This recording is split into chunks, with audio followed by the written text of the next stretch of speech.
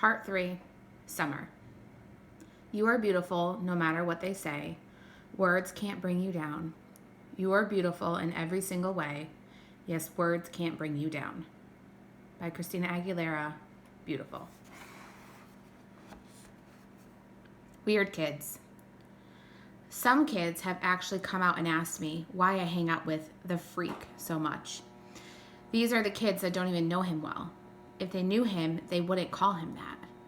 Because he's a nice kid, I always answer. And don't call him that. You're a saint, Summer, Zemina Chin said to me the other day. I couldn't do what you're doing. It's not a big deal, I answered her truthfully. Did Mr. Tushman ask you to be friends with him? Charlotte Cody asked. No, I'm friends with him because I want to be friends with him, I answered. Who knew that my sitting with August Pullman at lunch would be such a big deal? People acted like it was the strangest thing in the world. It's weird how weird kids can be. I sat with him the first day because I felt sorry for him. That's all. Here he was, this strange-looking kid in a brand new school.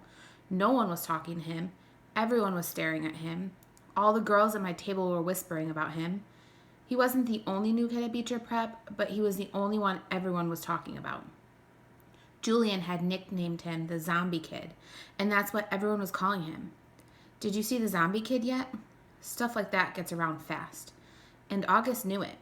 It's hard enough being the new kid, even when you have a normal face. Imagine having his face. So I just went over and sat with him. Not a biggie. I wish people would stop trying to turn it into something major. He's just a kid. The weirdest looking kid I've ever seen, yes, but just a kid. The plague. I do admit August's face takes some time getting used to. I've been sitting with him for a few weeks now. Let's just say he's not the neatest eater in the world. But other than that, he's pretty nice. I should also say that I don't really feel sorry for him anymore. That might have been what made me sit down with him the first time, but it's not why I kept sitting down with him. I keep sitting down with him because he is fun. One of the strange things I'm not loving about this year is how a lot of the kids are acting like they're too grown up to play things anymore. All they want to do is hang out and talk at recess. And all that talk about now is who likes who and who is cute and isn't cute. August doesn't bother about that stuff. He likes to play Foursquare at recess, which I love to play too. It was actually because I was playing Foursquare with August that I found out about the plague. Apparently, this is a game that's been going on since the beginning of the year. Anyone who accidentally touches August has only 30 seconds to wash their hands or to find hand sanitizer before they catch the plague. I'm not sure what happens to you if you actually catch the plague because nobody's touched August yet, not directly. How I found out about that is that Maya Markowitz told me the reason she doesn't play Foursquare with us at recess is that she doesn't want to catch the plague. I was like, what's the plague? And she told me. I told Maya I thought it was really dumb, and she agreed. But she still wouldn't touch the ball that August just touched. Not if she could help it. The Halloween party. I was really excited because I got an invitation to Savannah's Halloween party. Savannah is probably the most popular girl in the school. All the boys like her. All the girls want to be friends with her. She was the first girl in the grade to actually have a boyfriend. It was some kid who goes to MS 281, though she dumped him and started dating Henry Joplin, which makes sense because the two of them totally look like teenagers already. Anyway, even though I'm not in the popular group, I somehow got invited, which is very cool. When I told Savannah I got her invitation and we'd be going to the party, she was really nice to me, though she made sure to tell me that she didn't invite a lot of people, so I shouldn't go around bragging to anyone that I got invited. Maya didn't get invited, for instance. Savannah also made sure to tell me not to wear a costume. It's a good thing she told me because I would have worn a costume to a Halloween party. Not the unicorn costume I made for the Halloween parade, but the goth girl getup that I'd worn to school. But even that was a no-no for Savannah's party. The only negative about my going to Savannah's party was that now I wouldn't be able to go to the parade and the unicorn costume would be wasted. That was kind of a bummer, but okay. Anyway, the first thing that happened when I got to her party was that Savannah greeted me at the door and asked, "Where's your boyfriend, Summer?" I didn't even know what they were talking about. "I guess he doesn't have to wear a mask at Halloween, right?" she added. And then I knew she was talking about August. "He's not my boyfriend," I said. "I know, I'm just kidding." She kissed my cheek. All the girls in her group kissed each other's cheeks now whenever they said hello. And threw my jacket on a coat rack in the hallway. Then she took me by the hand down the stairs to her basement, which is where the party was. I didn't see her parents anywhere. There were about 15 kids there. All of them were the popular kids from either Savannah's group or Julian's group. I guess they've all kind of merged into one big super group of popular kids now that some of them have started dating each other. I didn't even know there were so many couples. I mean, I knew about Savannah and Henry, but Zamina and Miles and Ellie and Amos? Ellie's practically as flat as I am. Anyway, about 5 minutes after I got there, Henry and Savannah were standing next to me, literally hovering over me. "So, we want to know why you hang out with the zombie kid so much," said Henry. "He's not a zombie," I laughed, like they were making a joke. I was smiling, but I didn't feel like smiling. "You know, Summer," said Savannah, "you would be a lot more popular if you didn't hang out with him so much. I'm going to be completely honest with you. Julian likes you. He wants to ask you out." "He does? Do you think he's cute?" Yeah, I guess. Yeah, he's cute." "So you have to choose who you want to hang out with," Savannah said. She was talking to me like a big sister would talk to a little sister. "Everyone likes you, Summer. Everyone thinks you're really nice and that you're really, really pretty. You could totally be part of our group if you wanted to. And believe me, there are a lot of girls in our grades who would love that." "I know," I nodded. "Thank you." "You're welcome," she answered. "You want me to tell Julian to come and talk to you?" I looked over to where she was pointing and could see Julian looking over at us. I actually need to use the bathroom. Where is that?" I went to where she pointed, sat down on the side of the bathtub, and called Mom and asked her to pick me up. "Is everything okay?" said Mom. "Yeah, I just don't want to stay," I said. Mom didn't ask any more questions, and she said she'd be there in 10 minutes. "Don't ring the bell," I told her. "Just call me when you're outside." I hung out in the bathroom until Mom called, and then I snuck upstairs without anyone seeing me, got my jacket, and went outside. It was only 9:30. The Halloween parade was in full swing down Amesworth Avenue. Huge crowds everywhere. Everyone was in costume. Skeletons, pirates, princesses, vampires, superheroes, but not one unicorn.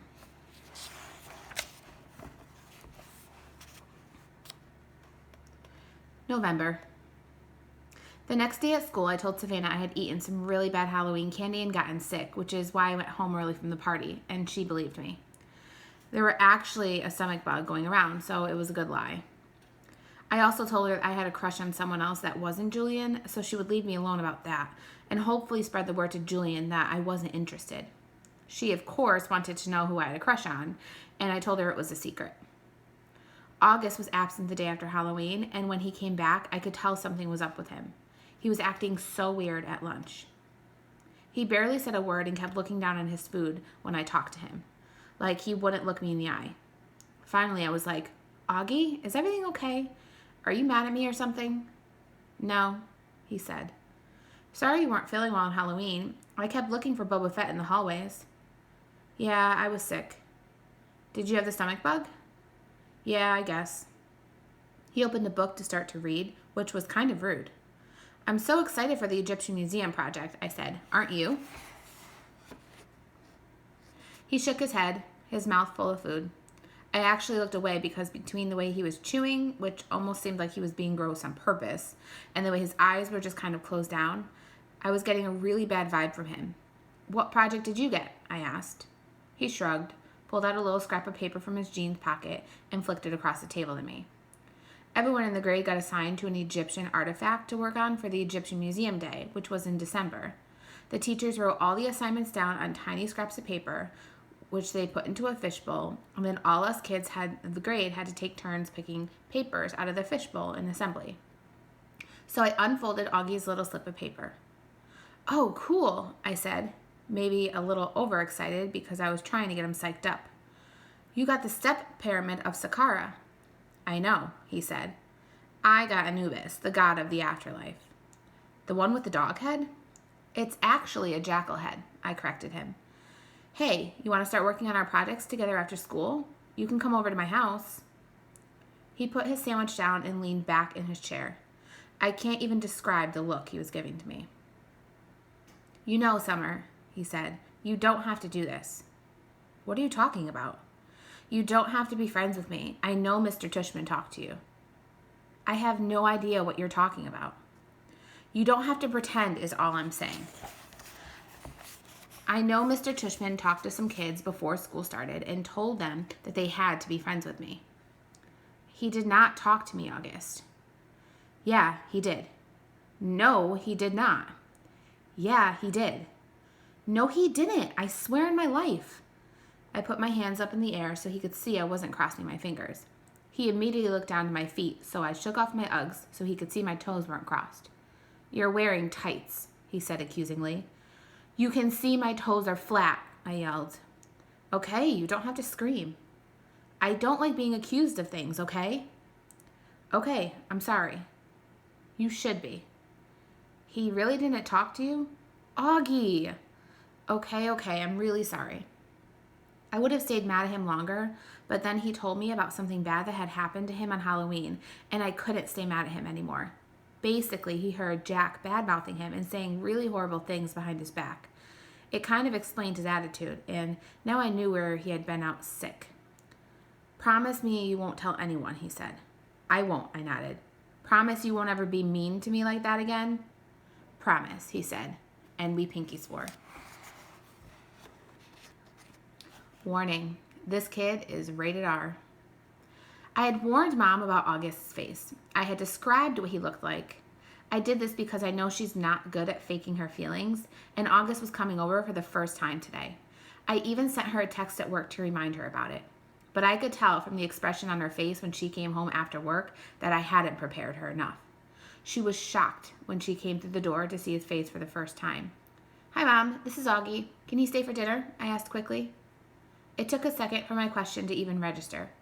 Hi, Augie, she said. Of course, sweetheart, if it's okay with Augie's mother.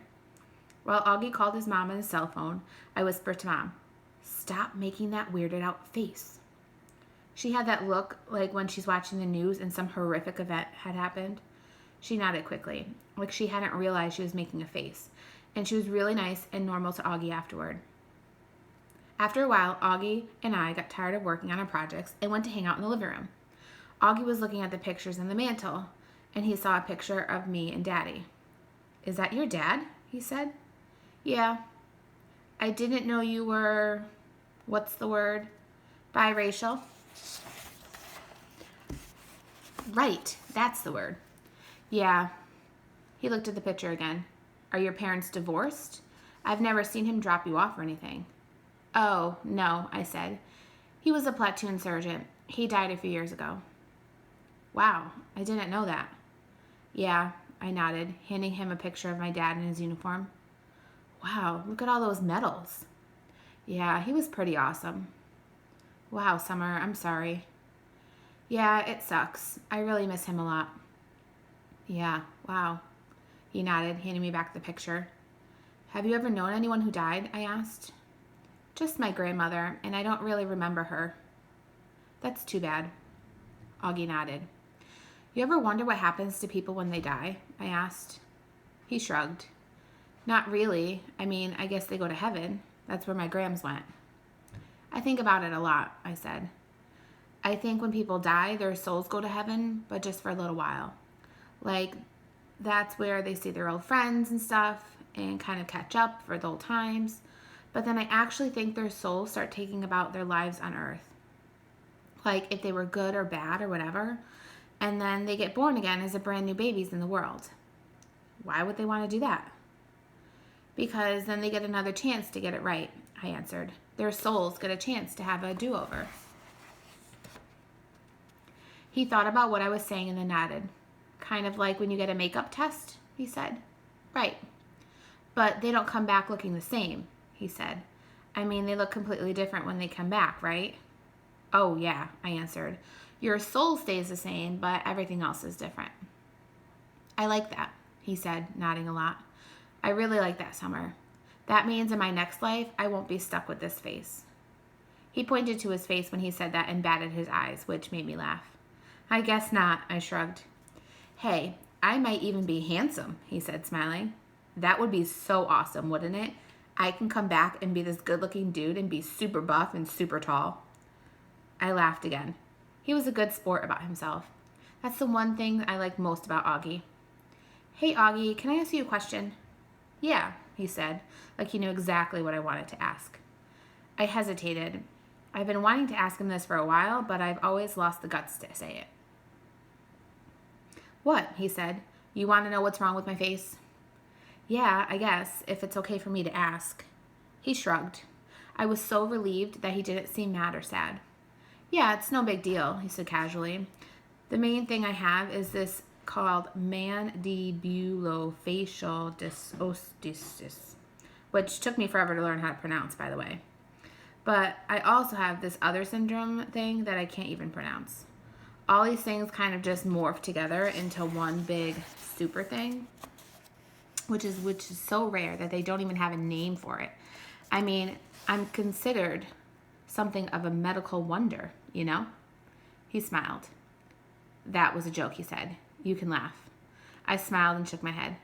You're funny, Augie, I said. Yes, I am, he said proudly. I am cool beans. Our Egyptian tomb. Over the next month, Augie and I hung out a lot after school, either at his house or at my house. Augie's parents even invited Mom and me over for dinner a couple of times. I overheard them talking about fixing Mom up on a blind date with Augie's Uncle Ben. On the day of the Egyptian Museum exhibit, we were all really excited and kind of giddy. It had snowed the day before, not as much as it had snowed over Thanksgiving break, but still, snow is snow. The gym was turned into a giant museum with everyone's Egyptian artifact displayed on the table with a little caption card explaining what the thing was. Most of the artifacts were really great, but I have to say I really think mine and August's were the best. My sculpture of Anubis looked pretty real, and I even used real gold paint on it. And August had made the step pyramid out of sugar cubes. It was 2 feet high and 2 feet long, and he had spray painted the cubes with this kind of fake sand paint or something. It looked so awesome. We all dressed up in Egyptian costumes. Some of the kids were Indiana Jones type archaeologists. Some of them dressed up like pharaohs. August and I dressed up like mummies.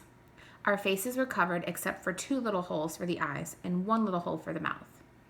When the parents showed up, they all lined up in the hallway in front of the gym. Then we were told we can go get our parents, and each kid got to take his or her parent on a flashlight tour through the dark gym. August and I took our moms around together. We stopped at each exhibit, explaining what it was, talking in whispers, answering questions. Since it was dark, we used our flashlights to illuminate the artifacts while we were talking. Sometimes, for dramatic effect, we would hold the flashlights under our chin while we were explaining something in detail. It was so much fun hearing all the whispers in the dark, seeing all the lights zigzagging around the dark room. At one point, I went to get a drink from the water fountain. I had to take my money wrap off their face. Hey, Summer, said Jack, who came over to talk to me. He was dressed like the man from The Mummy. Cool costume. Thanks. Is the other mummy August? Yeah. Hey, do you know why August is mad at me? Uh-huh, I nodded. Can you tell me? No. He nodded. He seemed bummed. I told him I wouldn't tell you, I explained.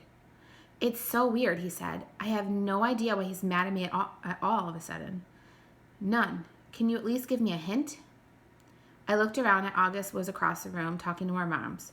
I wasn't about to break my solid oath that I wouldn't tell anyone about what he overheard at Halloween, but I felt bad for Jack.